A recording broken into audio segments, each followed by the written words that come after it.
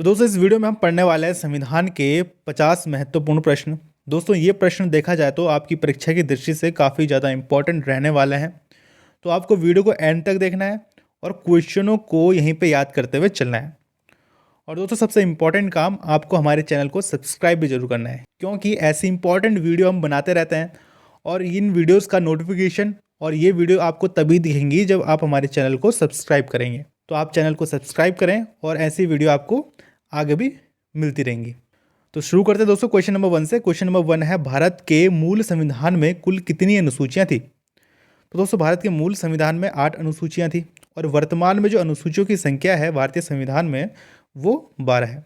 चलिए दोस्तों जानते हैं 12 अनुसूचियों में क्या क्या वर्णित है। तो पहली अनुसूची में राज्यों और संघ राज्य क्षेत्रों का विवरण है। दूसरी अनुसूची में विभिन्न पदाधिकारियों के वेतन, भत्तों व पेंशन से जुड़े प्रावधान है।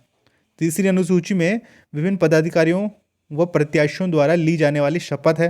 और चौथी अनुसूची में राज्यों व संघ राज्य क्षेत्रों के लिए राज्यसभा में सीटों का आवंटन है।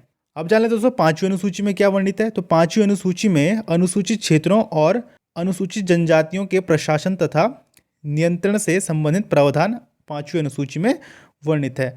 छठी अनुसूची में असम, मेघालय, त्रिपुरा और मिजोरम राज्यों के जनजातीय क्षेत्रों के प्रशासन से संबंधित उपबंध है।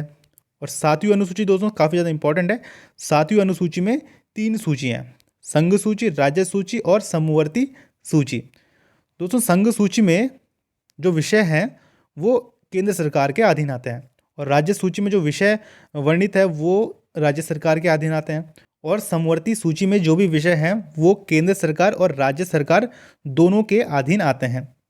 आठवीं अनुसूची में दोस्तों भारतीय संविधान द्वारा जो मान्यता प्राप्त जो भाषाएं हैं, जो कि कुल 22 भाषाएं हैं, वो आठवीं अनुसूची में रखी गई हैं। नवीं अनुसूची की बात करें दोस्तों तो नवीं अनुसूची में राज्य द्वारा संपत्ति के अधिग्रहण की विधियों का उल्लेख किया गया है और इन अनुसूचियों में शामिल विषयों को न्यायालय में चुनौती नहीं दी जा सकती। और दोस्तों नवीं अनुसूची को पहले संविधान संशोधन 1951 के द्वारा संविधान में शामिल किया गया। काफ़ी ज़्यादा इंपॉर्टेंट दोस्तों पहला संविधान संशोधन।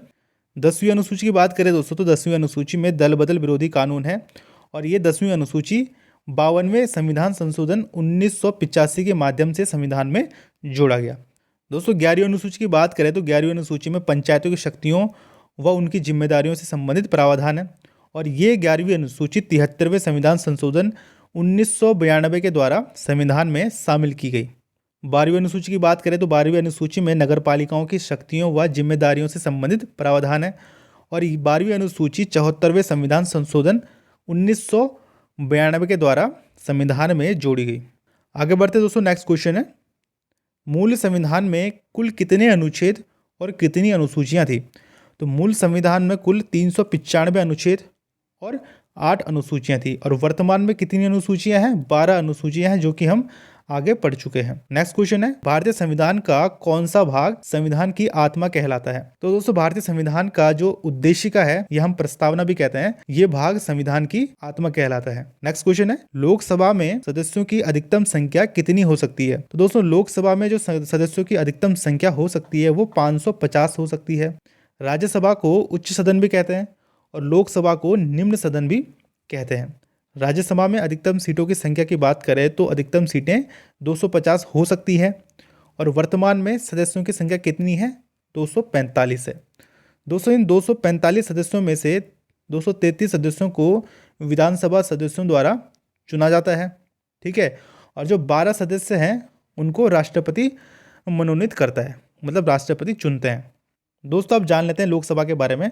तो 1952 और 2000 के बीच भारत सरकार की सलाह पर भारत के राष्ट्रपति द्वारा एंग्लो इंडियन समुदाय के 2 अतिरिक्त सदस्यों को भी नामित किया गया था, जिसे 104वें संविधान संशोधन अधिनियम 2019 द्वारा जनवरी 2020 में समाप्त कर दिया गया था।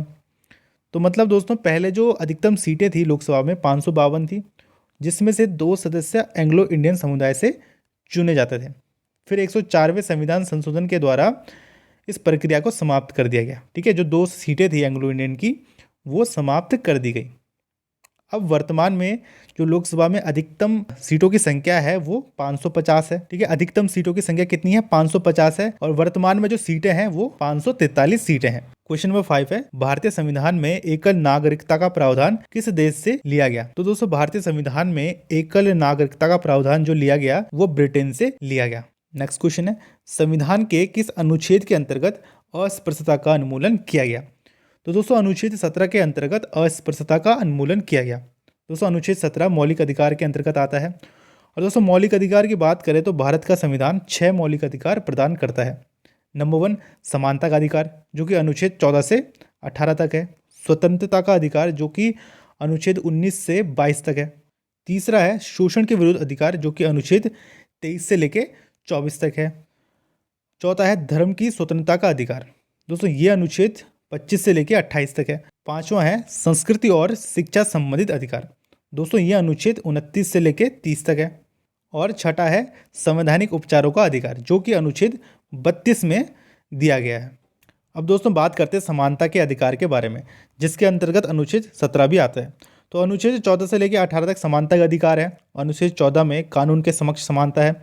अनुच्छेद 15 में भेदभाव का निषेध है। अनुच्छेद 16 में सार्वजनिक रोजगार के अवसर में समानता है। और अनुच्छेद 17 में अस्पृश्यता का उन्मूलन है। और अनुच्छेद 18 की बात करें तो इसमें उपाधियों का उन्मूलन है। नेक्स्ट क्वेश्चन है, राज्य के नीति निर्देशक सिद्धांतों में कौन सा अनुच्छेद अंतर्राष्ट्रीय शांति और सुरक्षा के संवर्धन से संबंधित है? तो दोस्तों अनुच्छेद 51 अंतर्राष्ट्रीय शांति और सुरक्षा के संवर्धन से संबंधित है। अब जान लेते हैं दोस्तों नीति निर्देशक सिद्धांतों के बारे में। तो राज्य के नीति निर्देशक सिद्धांत सरकार को दिए गए कुछ महत्वपूर्ण दिशा निर्देश हैं ताकि वह उसके अनुसार काम कर सके और कानून और नीतियां बनाते समय उनका उल्लेख कर सके और एक न्यायपूर्ण समाज का निर्माण कर सके। इन सिद्धांतों का उल्लेख संविधान के भाग 4 के आर्टिकल 36 से 51 में किया गया। नेक्स्ट क्वेश्चन है, भारत के राष्ट्रपति को उनके कार्यकाल की समाप्ति से पूर्व किस प्रकार पद से हटाया जा सकता है? दोस्तों महाभियोग द्वारा राष्ट्रपति को उनके कार्यकाल की समाप्ति से पूर्व उनके पद से हटाया जा सकता है। नेक्स्ट क्वेश्चन है, अनुच्छेद 61 के अंतर्गत राष्ट्रपति पर महाभियोग संसद के किस सदन द्वारा प्रारंभ किया जा सकता है? तो दोस्तों राष्ट्रपति पर जो महाभियोग जो प्रक्रिया होती है वो संसद के किसी भी सदन के द्वारा प्रारंभ की जा सकती है। नेक्स्ट क्वेश्चन है, राज्यसभा का सभापति कौन होता है? तो दोस्तों राज्यसभा का जो सभापति होता है वो उपराष्ट्रपति होता है। अब जान लेते हैं दोस्तों उपराष्ट्रपति के बारे में कुछ महत्वपूर्ण बिंदु। तो भारतीय संविधान के अनुच्छेद 63 में उपराष्ट्रपति के पद का उल्लेख है। संविधान के अनुच्छेद 63 से लेकर 73 तक भारत के उपराष्ट्रपति की अहर्ता निर्वाचन तथा पदच्युति से संबंधित है। ठीक है, श्री जगदीप धनखड़ जी भारत के वर्तमान उपराष्ट्रपति है तथा राज्यसभा के सभापति है। नेक्स्ट क्वेश्चन है, भारत का प्रधानमंत्री बनने के लिए न्यूनतम आयु कितने वर्ष होनी चाहिए? तो दोस्तों भारत का प्रधानमंत्री बनने के लिए न्यूनतम आयु जो होनी चाहिए वो 25 वर्ष होनी चाहिए।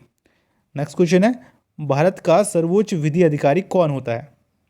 तो दोस्तों भारत का जो सर्वोच्च विधि अधिकारी होता है वो भारत का महान्यायवादी होता है। नेक्स्ट क्वेश्चन है, भारतीय संविधान के किस अनुच्छेद के अंतर्गत धन विधेयक को परिभाषित किया गया है? तो दोस्तों भारतीय संविधान के अनुच्छेद 110 के अंतर्गत धन विधेयक को परिभाषित किया गया है। नेक्स्ट क्वेश्चन है, किस संशोधन के द्वारा भारतीय संविधान की उद्देशिका में संशोधन किया गया है? तो दोस्तों 42वें संविधान संशोधन के अंतर्गत भारतीय संविधान की उद्देशिका में संशोधन किया गया है। भारतीय संविधान का 42वां संशोधन 1976 कांग्रेस सरकार के द्वारा किया गया था और इस संशोधन अधिनियम के तहत भारतीय संविधान में व्यापक परिवर्तन किए गए। 42वें संविधान संशोधन को लघु संविधान के नाम से जाना जाता है और इसके तहत कुछ महत्वपूर्ण संशोधन किए गए जो कि है भारतीय संविधान की प्रस्तावना में 3 नए शब्द जोड़े गए। कौन कौन से? समाजवादी, धर्मनिरपेक्ष, राष्ट्र की एकता और अखंडता। ठीक है, ये शब्द संविधान की प्रस्तावना में जोड़े गए। भारतीय संविधान के भाग 4A को जोड़कर अनुच्छेद 51A में नागरिकों के लिए 10 मौलिक कर्तव्य जोड़े गए। नेक्स्ट क्वेश्चन है, राज्यसभा का सदस्य बनने के लिए न्यूनतम आयु कितनी है? तो दोस्तों राज्यसभा का सदस्य बनने के लिए न्यूनतम आयु 30 वर्ष है। नेक्स्ट क्वेश्चन है, संसदीय व्यवस्था में शून्यकाल किस देश की देन है? तो दोस्तों संसदीय व्यवस्था में शून्यकाल भारत की देन है। शून्यकाल का समय प्रश्नकाल के तुरंत बाद अर्थात 12 बजे से 1 बजे तक होता है। इस अवधि में बिना अग्रिम सूचना के सांसद राष्ट्रीय मुद्दों को उठा सकते हैं। नेक्स्ट क्वेश्चन है, संविधान सभा का स्थायी अध्यक्ष किसे चुना गया था? तो दोस्तों संविधान सभा का जो स्थायी अध्यक्ष चुना गया था वो डॉक्टर राजेंद्र प्रसाद को चुना गया था। नेक्स्ट क्वेश्चन है, भारतीय संविधान के संवैधानिक सलाहकार कौन बने थे? तो दोस्तों भारतीय संविधान के जो संवैधानिक सलाहकार थे वो थे सर BN राव थे। नेक्स्ट क्वेश्चन है, भारत का संविधान कब स्वीकार किया गया था? तो दोस्तों भारत का जो संविधान है वो 26 नवंबर 1949 को स्वीकार किया गया था। नेक्स्ट क्वेश्चन है, भारत के संविधान में सम्मिलित आपातकालीन उपबंध किस देश के संविधान से प्रेरित है? तो आंसर है दोस्तों जर्मनी के संविधान से प्रेरित है। नेक्स्ट क्वेश्चन है, भाषाई आधार पर भारत में सर्वप्रथम किस राज्य का गठन किया गया? तो दोस्तों भाषीय आधार पर सर्वप्रथम आंध्र प्रदेश का गठन किया गया। नेक्स्ट क्वेश्चन है, मौलिक अधिकारों का संरक्षक कौन है? तो दोस्तों मौलिक अधिकार का जो संरक्षक है वो न्यायपालिका है।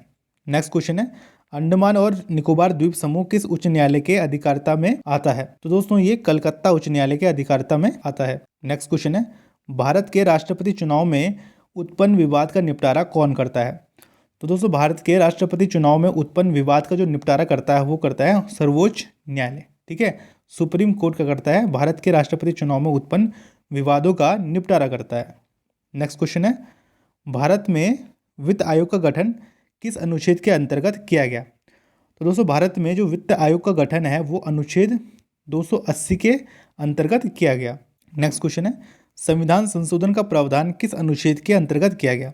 तो दोस्तों अनुच्छेद 368 के अंतर्गत संविधान संशोधन का प्रावधान किया गया। नेक्स्ट क्वेश्चन है, लोकसभा के प्रथम अध्यक्ष कौन थे? तो दोस्तों लोकसभा के जो प्रथम अध्यक्ष थे वो थे गणेश वासुदेव मावलंकर।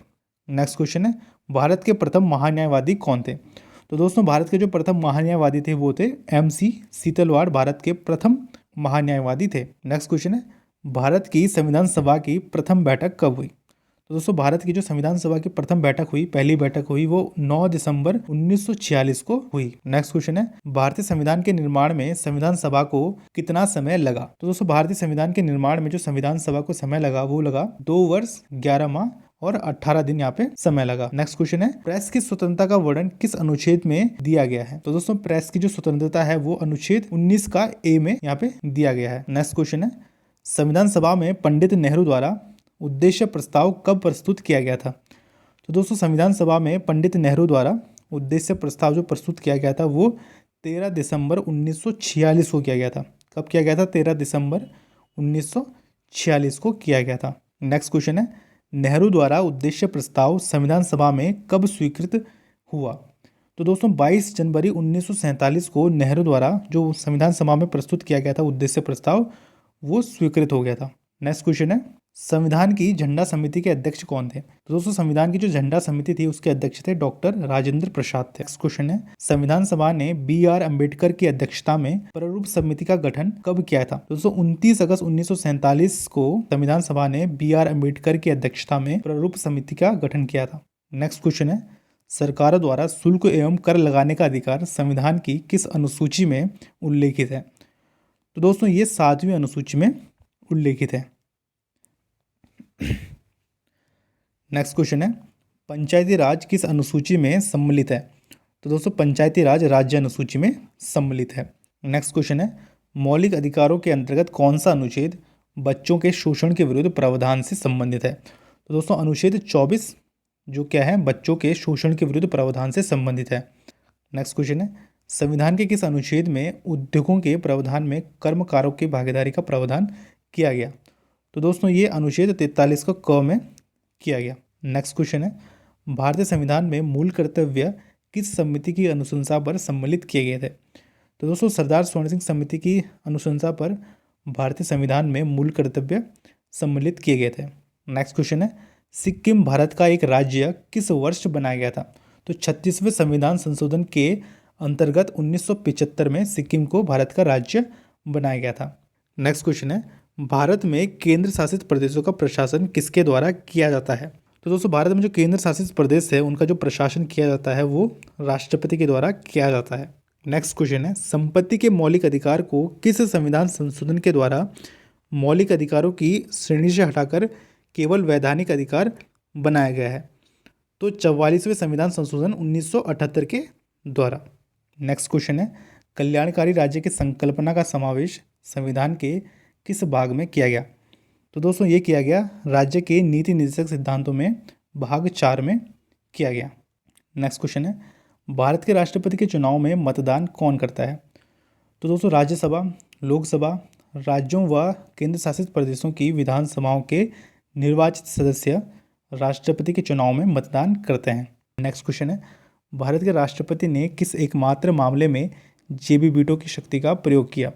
तो भारत डाकघर विधेयक 1986 में जेबी वीटो की शक्ति का प्रयोग किया गया था। 1982 से 1987 तक भारत के राष्ट्रपति ज्ञानी जैल सिंह ने भारतीय डाकघर विधेयक को कानून बनने से रोकने के लिए पॉकेट वीटो का उपयोग किया। पॉकेट वीटो का अर्थ है जो विधेयक राष्ट्रपति के पास उसकी सहमति के लिए आता है, राष्ट्रपति द्वारा उस पर कोई कार्रवाई न करना। राष्ट्रपति ना तो विधेयक की पुष्टि करता है और ना ही अस्वीकार करता है और ना ही वापस करता है, लेकिन केवल अनिश्चित काल के लिए विधेयक को लंबित रखता है। नेक्स्ट क्वेश्चन है, निर्विरोध रूप से चुने गए भारत के प्रथम राष्ट्रपति कौन थे? तो नीलम संजीव रेड्डी भारत के प्रथम राष्ट्रपति थे जो कि निर्विरोध रूप से चुने गए थे। तो दोस्तों इसी इंपॉर्टेंट क्वेश्चन के साथ वीडियो को एंड करते हैं। आई होप आपको वीडियो अच्छी लगी होगी, कुछ सीखने के लिए मिला होगा। अगर कुछ सीखने के लिए मिला है तो चैनल को सब्सक्राइब करें और वीडियो को लाइक जरूर करें। मिलते हैं दोस्तों नेक्स्ट वीडियो में, तब तक के लिए जय हिंद, जय भारत।